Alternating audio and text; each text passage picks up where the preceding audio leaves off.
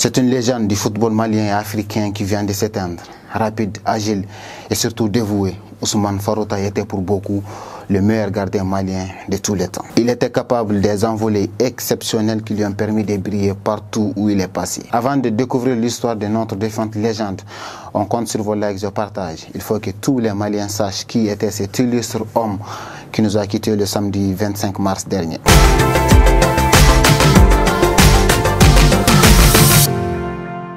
Né le 16 décembre 1964 à Bamako, Ousmane Farota s'initie au football à bas âge dans les rues du quartier Mali. Le gamin s'est fait très vite un nom au point de saturer les meilleurs clubs du quartier, l'Askia Football Club en l'occurrence, avant d'intégrer l'équipe de la commune 5 du district. Convaincu de son talent, Farota décide de faire carrière dans les années 80 et s'engage à faveur de l'AS Real, club qui venait de gagner la Ligue 1 et qui régorgeait une flopée de jeunes talents dont Amadou Pathé Diallo. Le jeune Ousmane y connaîtra des débuts compliqués, mais il ne tardera pas à s'adapter. Il s'installe au fil des matchs parmi les cadres de l'équipe et remporte avec les Scorpions son premier titre de champion du Mali en 1986 avant de rejoindre le stade malien 2 saisons plus tard. C'est avec les Blancs de Bamako qu'Ousmane Farota va connaître ses meilleures années de gloire. Ses performances diaboliques dans les cages ont aidé les stadistes à rafler plus de 15 titres, toutes compétitions confondues, entre 1984 et 1994. Son histoire d'amour avec les Aigles débute aussi en 1984. Âgé alors de 20 ans,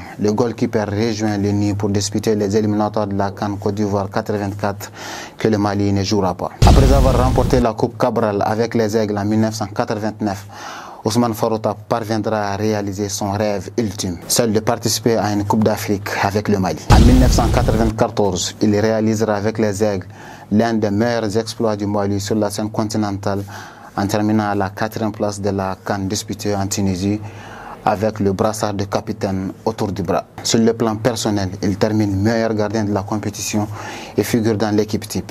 Des exploits sensationnels qui vont faire de lui l'un des premiers gardiens maliens à jouer à l'étranger en s'engageant en 1995 avec les Égyptiens d'Ismaïli Sport Club. Un transfert qui s'avère payant puisque pour sa première saison seulement, le Malien conduit sa nouvelle formation jusqu'au dernier carré de la Ligue des champions africaine. Ousmane Farota raccroche les crampons en 1997 à l'âge de 33 ans, après un match amical qui a opposé le Mali à la Tunisie. Il s'est reconverti dans la foulée en agent comptable dans une banque de la place, un métier qu'il exerçait jusqu'à son décès survenu le samedi 25 mars 2023 des suites d'une maladie de longue durée.